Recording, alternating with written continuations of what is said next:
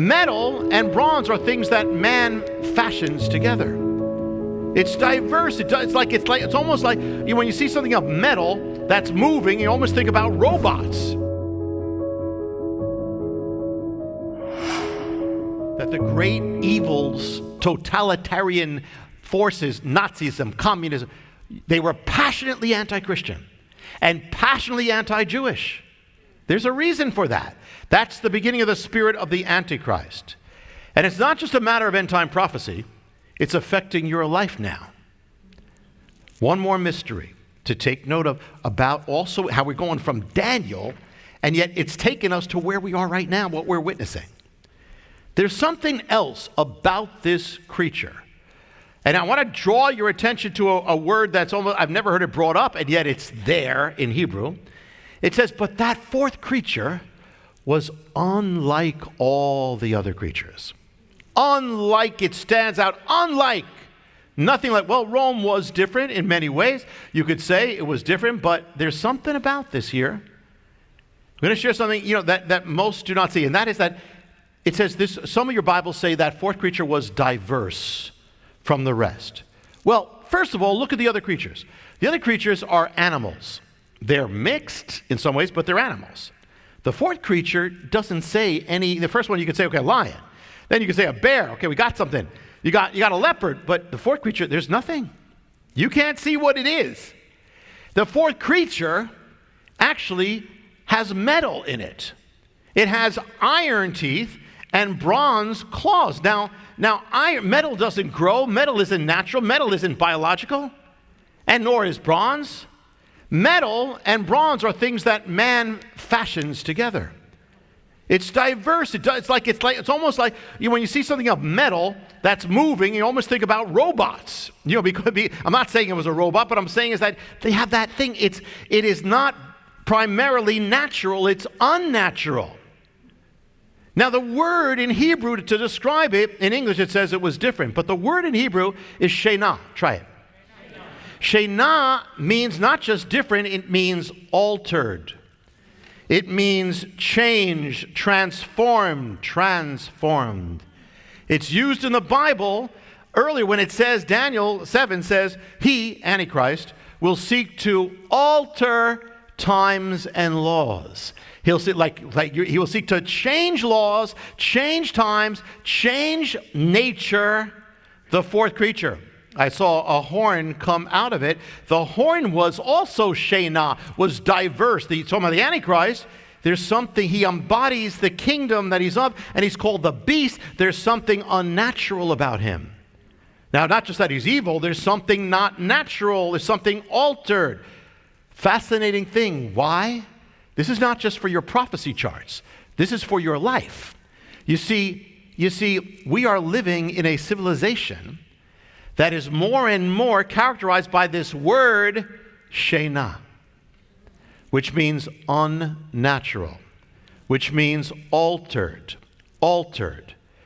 Interesting, the word in Greek for something that is fashioned by man, artificial is the word technetes. We get the word tech from it. We have the most high-tech civilization, but and going along with that is the essence of this fourth creature that is not natural, it's unnatural, anti-natural. So saying that in the end times, the culture will be unnatural, will be altered, will be man changing the nature of nature, and man changing the nature of man. Does this sound familiar? It should, because you're living in it. By this we can say, just by this. Now, we didn't say we weren't living now in 2021, but we just saw Daniel. That's what it's there. We can maybe say in the end times, the global culture will be based on the word shena, or shana, which means it will go against what is, you can take it as, it will go against what is nature. It will war against the nature of God's creation. It will war against the nature of man. Male, fatherhood, womanhood, female. It'll war against gender. It will war against the nature of sexuality. It will war against the nature of marriage, of family, of society, of humanity, of everything. It will seek to transform it. It will seek to alter it. And that very thing, when it says the Antichrist will seek to do this, he'll seek to alter, transform, morph these things. It is linked to his war against the saints. So now combine that word, sheneh, and the word dekak, crush, and you've got a civilization, put it together, that will war against the natural and will seek to crush anyone who opposes it.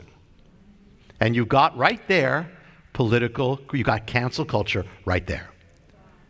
And that's not the end of it. What we're seeing now, this is the beginning of it. It's amazing. You could miss it, but it's all there in Daniel. 2 Hebrew words linked to the fourth creature. And we are living in it. Children are being indoctrinated into it. People who say this is crazy are being canceled. And it's very much like the Christians found themselves dealing with Rome. When you look at the culture that persecuted Christians back, that the famous one is Rome. Also the culture that came against to destroy Israel, Rome. Well, this is where this world is going. Now what does it tell us? Bringing it home. What does it tell us right now? There's much more to say.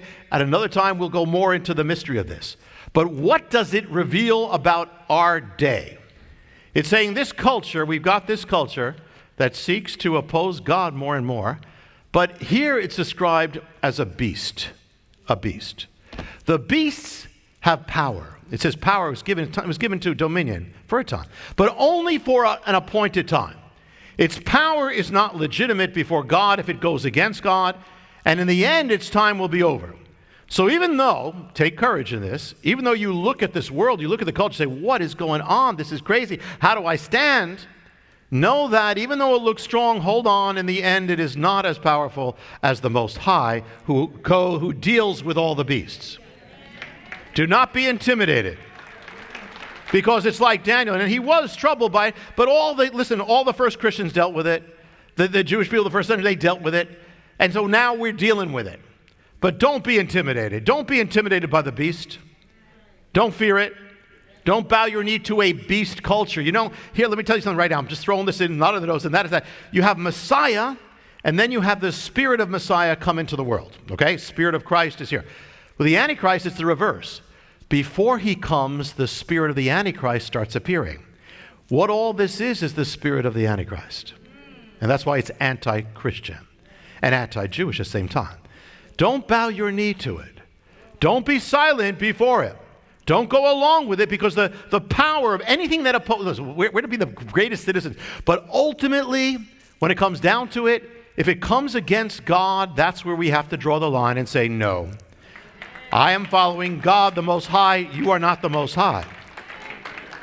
I'm not going into this, but there was a thing on the web with a pastor in Canada when the police were coming in, and they said to interrupt his holiday services. He just said, get out. He's from Poland, so he lived undercover. He said, get out, and they did.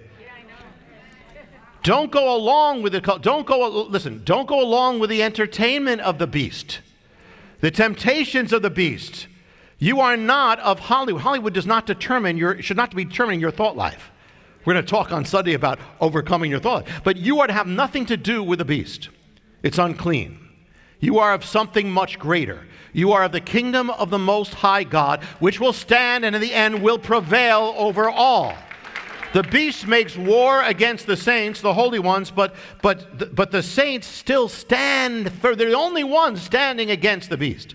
And by the power of one greater, it says by the power, not of the beast, by the power of the Lamb. Remember last week? The Lamb overcomes the beast.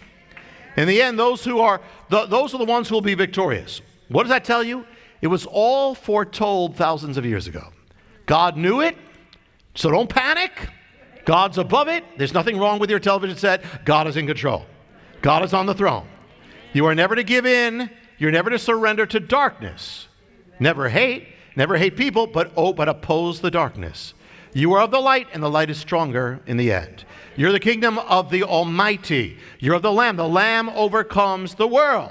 And so you who stand with him, you will likewise overcome the world if you live in the power of the Lamb. Hi, I'm Jonathan Cahn, and I hope you were blessed with the video. Make sure you hit the subscribe button and tap the bell icon so you're notified every time a new video is posted. Feel free to share your reactions with your comments and how you were blessed, and share this video with your friends. Thanks for watching, and I'll see you next time.